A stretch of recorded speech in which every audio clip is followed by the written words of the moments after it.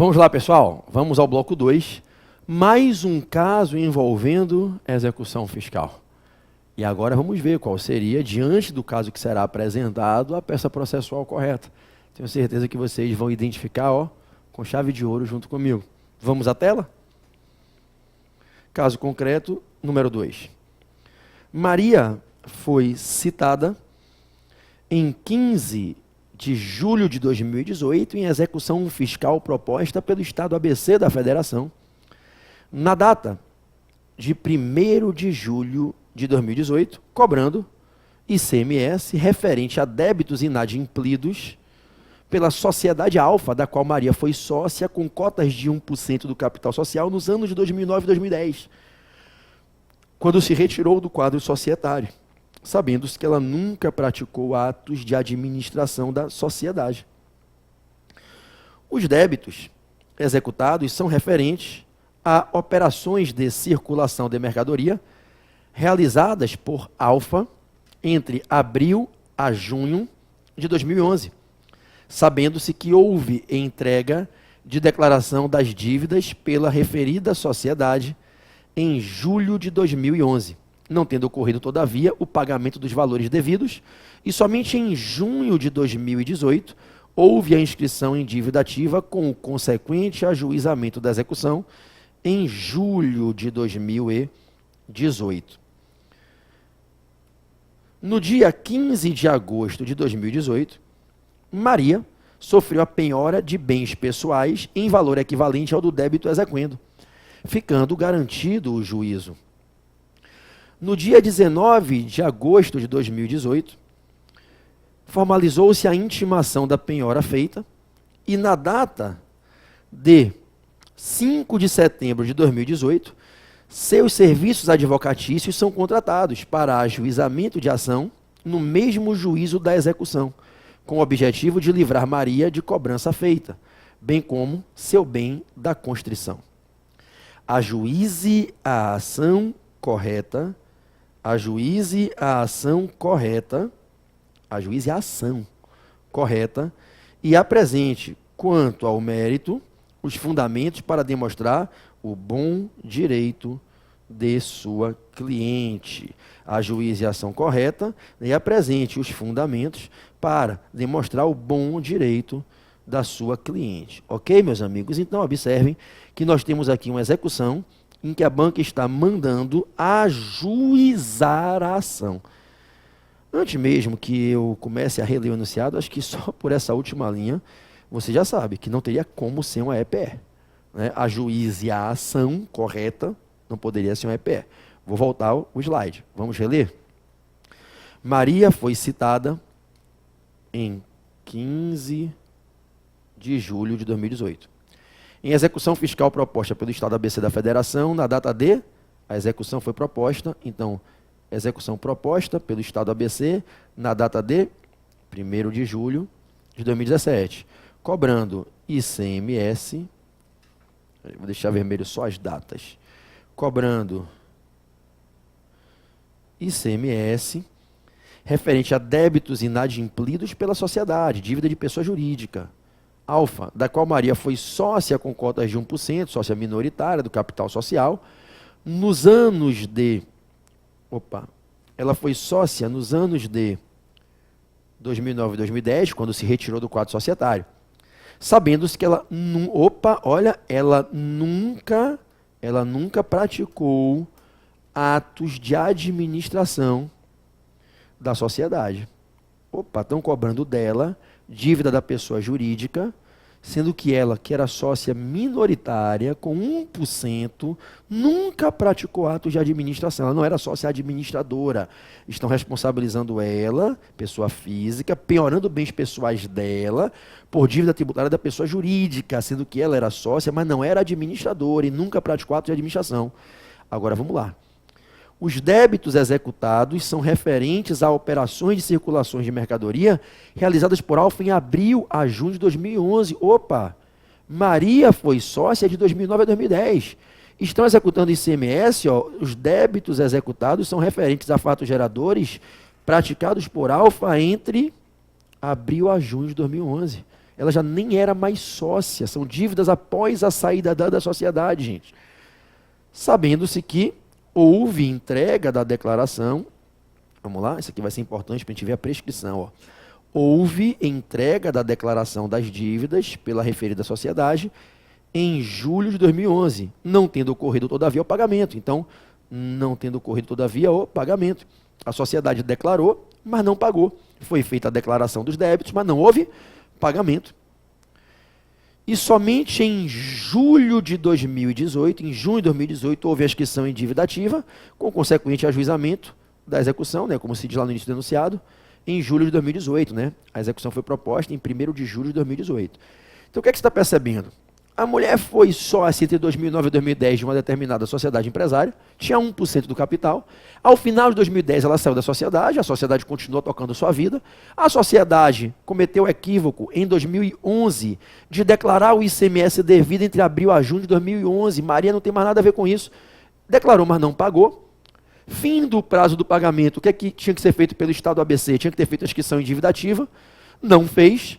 E aí, somente em 2018, em junho de 2018, gente, 7 anos depois, gente, o crédito já estava definitivamente constituído quando foi feita a declaração dos débitos. E aí, somente 7 anos depois já está prescrito isso, gente. Foi feita a inscrição em dívida ativa 7 anos depois de ela ter apresentado a sociedade e ter apresentado a declaração. A gente sabe que a declaração pelo próprio contribuinte faz às vezes do lançamento. Né? Quando o contribuinte declara o débito de um tributo sujeito ao lançamento e promulgação, ICMS, IPI, Imposto de Renda, ISS, COFINS, quando ele declara, essa declaração equivale a um lançamento. Súmula 436 do STJ, súmula 436 do STJ. Na hora que ele declara, o fisco não tem mais que lançar contra ele o que ele já declarou. E aí o que aconteceu? A execução veio em 2018 para cobrar um débito de 2011 contra uma pessoa que foi sócia em 2009 e 2010. Está tudo errado, tem 2 questões de mérito aqui. Né? Estão executando a pessoa física fora daquelas regrinhas lá do artigo 135, inciso 3 do CTN, que permitem autorizar o sócio administrador, o administrador que praticou atos ilícitos. Eu não posso nem dizer que ela praticou atos ilícitos com dolo ou culpa, porque ela nem administradora era. A questão deixa claro que ela não era administradora, eu nem posso aplicar a regrinha de responsabilização pessoal contra os administradores que durante a sua administração praticam atos ilícitos na gestão. A gente está falando de fatos geradores fora do período que ela foi sócia. Ela não foi administradora, então eu não posso aplicar a regra de responsabilização contra ela. Primeiro, ela nem pode ser demandada pelos débitos da pessoa jurídica, não está dentro do caso de desconsideração da pessoa jurídica, da personalidade jurídica da pessoa jurídica para cobrar dela, está fora das regras. E segundo, já está prescrito. Vamos lá, no mérito você vai ter aí, né? A prescrição para alegar, isso aí está prescrito, foi fato gerador de abril a junho de 2011, foi feita a declaração, constituiu o crédito, o fisco não executou, passaram-se 5 anos, prescreveu, amigo. Está prescrito, está extinto o crédito. E segundo, não é o caso de aplicar responsabilização pessoal dos administradores de pessoa jurídica. A 1, porque ela não era administradora, né? A 2, porque se trata, ainda que ela fosse administradora, ainda que ela tivesse praticado atos de gestão de forma ilícita, com fraude à lei, com violação à lei ou ao estatuto, ao contrato social, só se poderia responsabilizá-la por dívidas surgidas no período em que ela foi administradora. Então as dívidas estão fora do período da administração dela, do período em que ela foi sócia, e ela nunca foi administradora. Então não tem nenhuma chance de aplicar a norma de responsabilização pessoal contra ela. Então, no mérito, você vai ter que alegar que se você fosse advogado, advogada, você, nesse caso, se fosse um caso real, sua prima, sua tia, sua amiga bateu em sua porta, porra, fui sócia de uma sociedade em 2009, 2010, saí corretamente da sociedade, em 2011 a sociedade, sem mim, continuou, declarou uma dívida de ICMS, não pagou, 7 anos depois estão executando a dívida, só que a sociedade não tem patrimônio, não tem bens, vieram cobrar de mim, que me acharam aí, me viram em algum lugar aí, e me acharam e estão cobrando de mim. Dívidas por fatos geradores que aconteceram após a minha saída, e ainda que fosse durante a minha estada na sociedade, eu não era administradora. Entendeu? Então não pode aplicar a responsabilização pessoal dela por dívida da PJ, da qual ela foi sócia, pelo simples fato que um dia ela foi sócia. Você só pode responsabilizar o sócio administrador quando ele pratica atos ilícitos na administração, dolosos ou culposos, com dolo ou culpa, praticar ato ilícito na administração, violando a lei, violando os atos constitutivos, né, contrato social ou estatuto da pessoa jurídica, e por dívidas no período em que ele foi administrador, e não por dívidas posteriores ao período que ele foi administrador. Além do mais, houve a prescrição, porque o crédito da fazenda prescreve 5 anos após a constituição definitiva. Nos tributos lançados por homologação, quando o contribuinte declara o que ele deve, declarou, acabou o prazo para pagamento, não pagou, está constituído em definitivo o crédito. A Fazenda tem que imediatamente escrever em dívida ativa. Passados os 5 anos da constituição definitiva, passados os 5 anos daquele período para você fazer a declaração e o pagamento, fez a declaração, não pagou, acabou o prazo, crédito definitivamente constituído. Passados os 5 anos tem prescrição, gente. E aqui já tem 7 anos depois, está prescrito. Tem 2 questões de mérito. Mas vamos avançar para ver a peça. No dia 15 de agosto de 2018, olha lá, para vocês verem o prazo dos embargos. No dia 15 de agosto de 2018, Maria sofreu a penhora de bens pessoais, em valor equivalente ao do débito exequendo. Então, penhoraram bens dela no valor da dívida que foi cobrada de ICMS. Ficando garantido o juízo. Olha a exigência para caber embargos, tem que estar garantido. Ficando garantido o juízo. No dia 19 de agosto de 2018, formalizou-se a intimação da penhora. Olha a data para você contar os 30 dias para caberem os embargos. 19 de agosto de 2018. Né, no dia 19 de agosto de 2018, formalizou-se a intimação da penhora feita. E na data de 5 de setembro de 2018, na data de 5 de setembro de 2018, né, na data de 5 de setembro, seus serviços advocatícios são contratados. Então, houve, na data de 5 de setembro de 2018, a contratação do advogado. Então, quando é que você está sendo contratado para ajuizamento de ação no mesmo juízo da execução com o objetivo de livrar Maria da cobrança feita, bem como seu bem da Constituição? Você está sendo contratado 5 de setembro de 2018, a penhora foi em 19 de agosto, está dentro dos 30 dias. Então, observa, vou botar aqui, ó, penhora feita no dia 15 de agosto de 2018. Intimação da penhora, 19 de agosto de 2018. Da data da intimação da penhora, para caber embargos, não pode passar mais de 30 dias, o prazo é de 30 dias. E qual é o dia que você está sendo contratado? Você está sendo contratado no dia 5 de setembro de 2018. Observe que está dentro do prazo de 30 dias para o cabimento dos embargos, conforme o artigo 16, inciso 3, da Lei de Execução Fiscal, Lei de Execuções Fiscais, Lei 6830 de 80. Então, deixa eu melhorar isso aqui, né? 16, inciso 3, da Lei 6830 de 80. Então, você que está em casa, eu peço que você abra a Lei de Execuções Fiscais, a Lei 6.830 de 80, pegue aí, por favor, o seu VAD da aprovação, o VAD da vitória, o VAD mais lindo do mundo, o VAD que vai fazer a prova para você, meu filho, no dia da prova.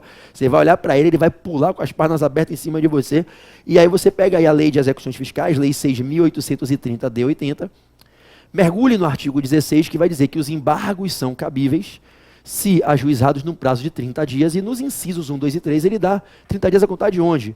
Inciso 1, do depósito. Inciso 2, da juntada nos autos da execução do comprovante de fiança bancária ou de seguro-garantia. Inciso 3, da intimação da penhora. Então, da data da intimação da penhora, que no nosso exemplo aqui foi no dia 19 de agosto, não pode passar mais de 30 dias. Se passar, não cabem mais os embargos. Você está sendo contratado? 5 de setembro. De 19 de agosto a 5 de setembro, nós temos apenas 17 dias, gente. Então, está dentro do prazo. Eu pergunto, para caber embargos do executado, quais são os 2 requisitos que vocês aprenderam nas aulas?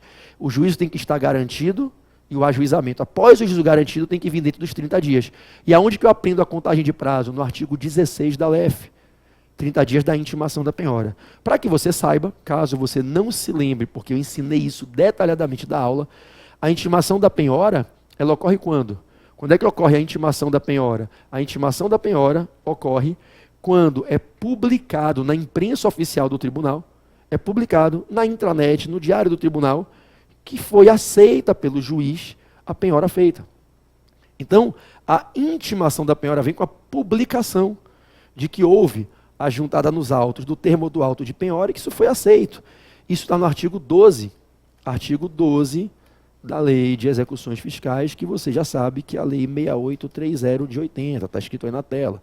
Né? Então, conforme o artigo 12, né, opa, chegar aqui para o lado, conforme o artigo 12 da Lei 6830 de 80, a gente sabe que a intimação da penhora vem com a publicação na imprensa oficial do tribunal de que está tudo ok quanto a essa penhora. Para você lembrar, como é que é na prática?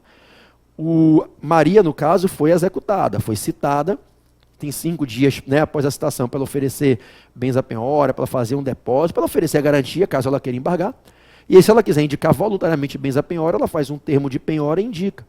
Se ela não indicar bens à penhora, não fizer um depósito, não juntar seguro, garantia, ofensa bancária, o juízo não fica garantido. Passados os 5 dias, falo 5 dias na citação pela via postal ou pela citação pessoal, ok? Se for citação por edital, o prazo é de 30 dias. Se for para réu ausente do país, o prazo é de 60, ok? Artigo 8º da Lei de Execuções Fiscais, citação.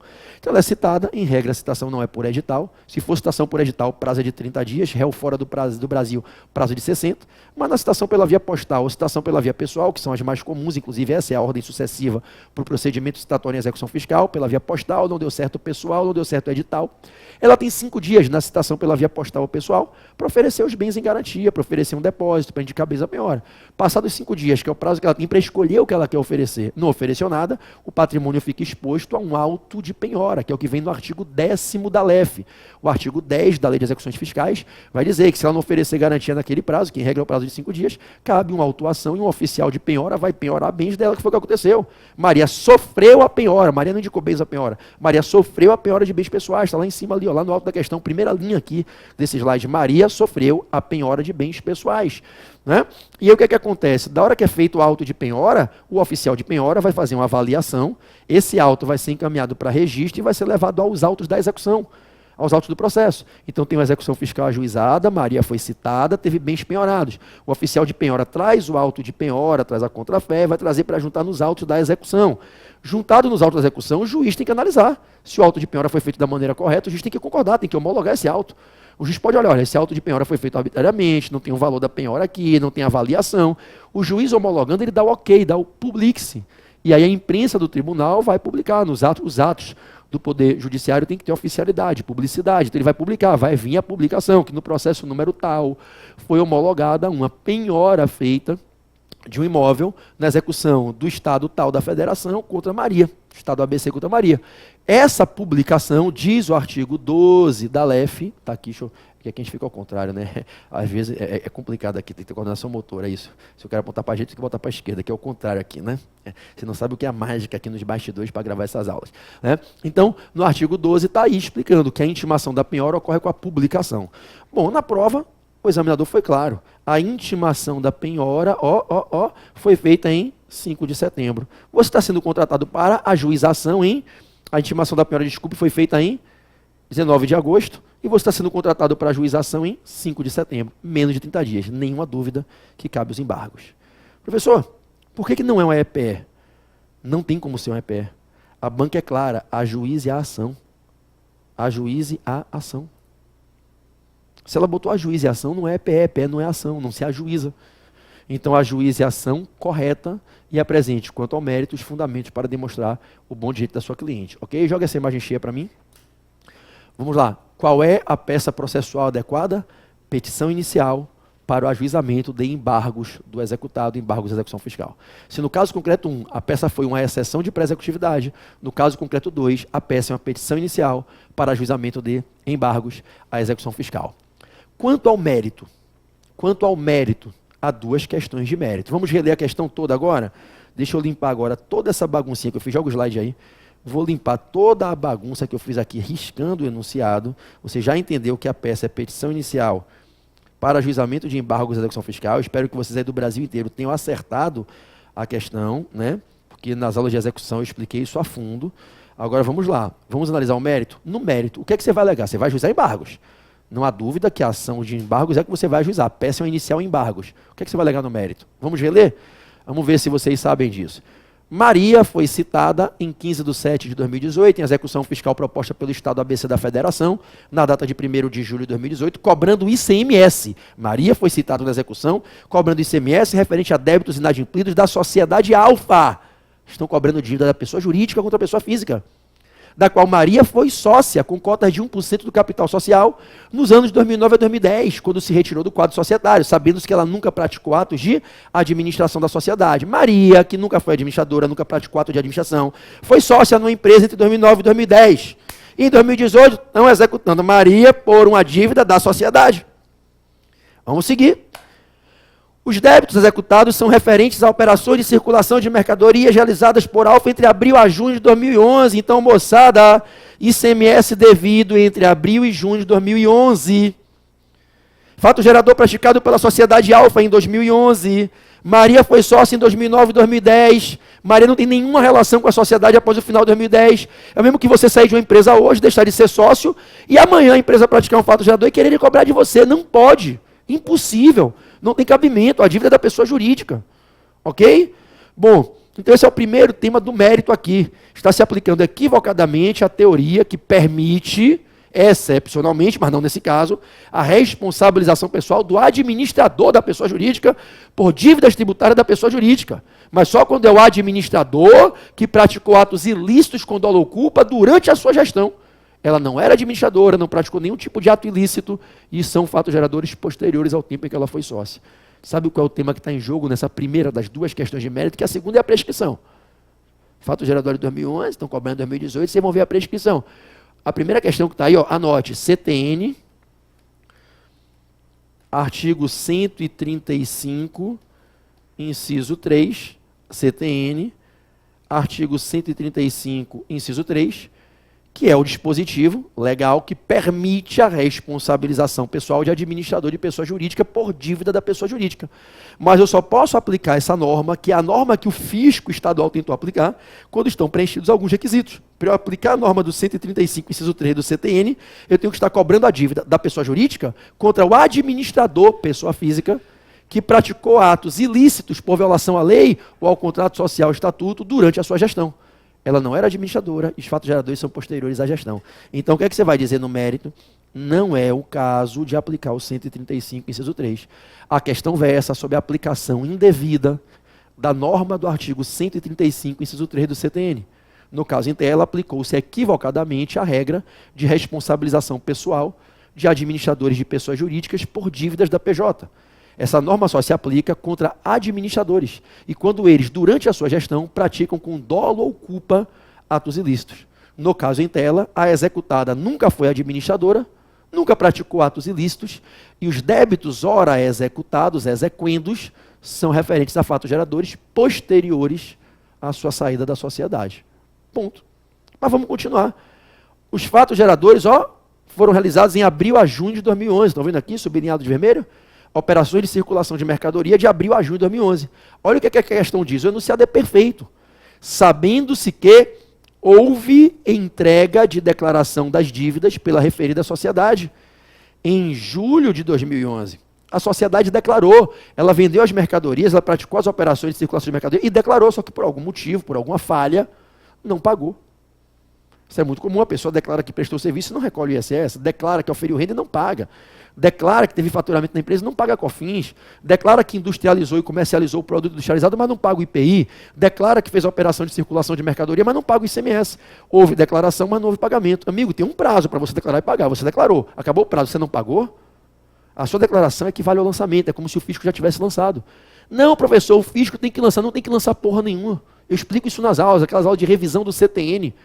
Para que o fisco tem que me lançar para me cobrar o que eu já declarei a ele que eu devo? Eu já declarei que devo. A declaração feita pelo próprio contribuinte constitui o crédito, tem efeito equivalente ao de um lançamento. Anote aí, por favor, súmula 436 do STJ, que já caiu na prova do AB em alguns exames, e mais de uma vez. Tá? Súmula 436 do STJ. Do momento em que ele declarou, foi feita a constituição do crédito. Súmula 436 do STJ, o crédito já está constituído. E vamos lá. Se o crédito já está constituído, eu tenho que esperar ele ficar constituído em definitivo. É feita a declaração. Se esgota o prazo para pagamento, não é feito o pagamento, o crédito está definitivamente constituído. E o que é que acontece após 5 anos, se o fisco não executar? Prescrição. A prescrição, ó, vamos lá? A prescrição, artigo 174 do CTN. Anotem, estou trazendo uma questão de prescrição para a gente trabalhar aqui na aula de exercícios.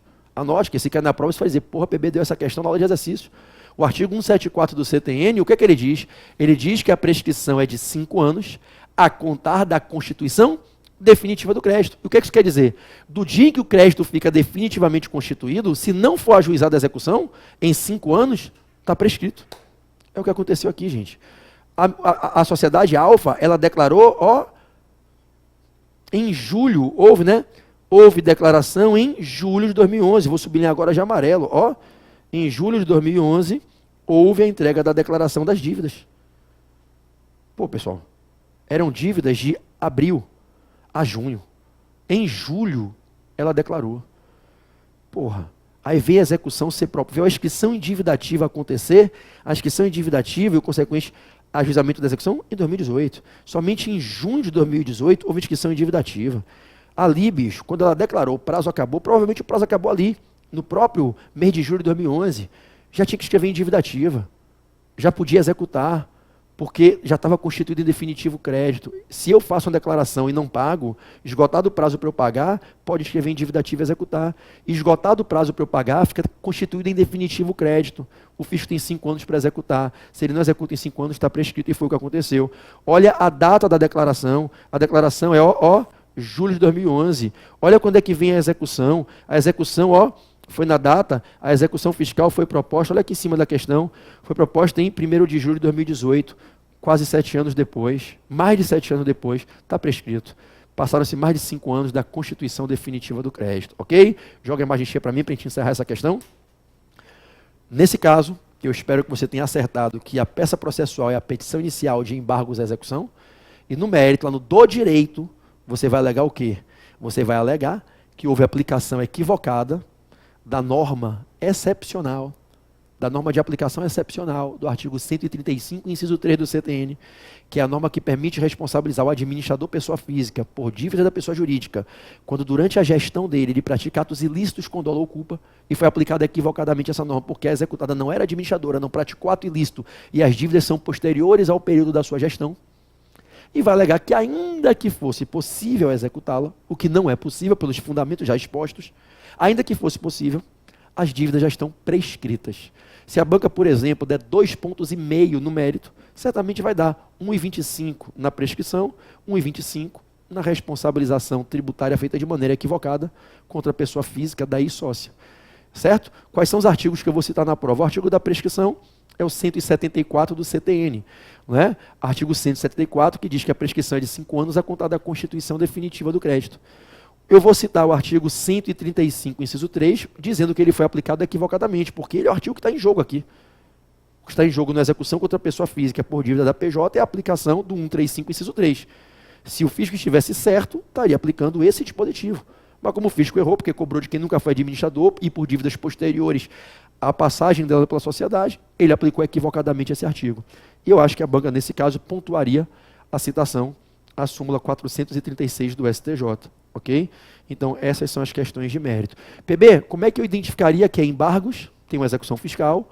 Na execução fiscal, se fosse para fazer uma EPE, a banca diria, faça a defesa nos autos da execução, como vocês viram na primeira questão, estava claro. Faça a defesa no corpo da execução. Existe prova pré-constituída, desnecessária dilação probatória. A banca não deu nenhum indício de EPE aqui e matou qualquer dúvida quando disse ajuize a ação. Ajuize a ação, embargos, meu amigo. Não tem para onde correr. E como é que eu sei que cabe os embargos? Caberia os embargos que eu estava dentro do prazo de 30 dias contados da intimação da penhora. Tudo bem? Vamos ao próximo bloco para a terceira e última questão de identificação de peças processuais desse bate-papo de hoje. Vamos lá.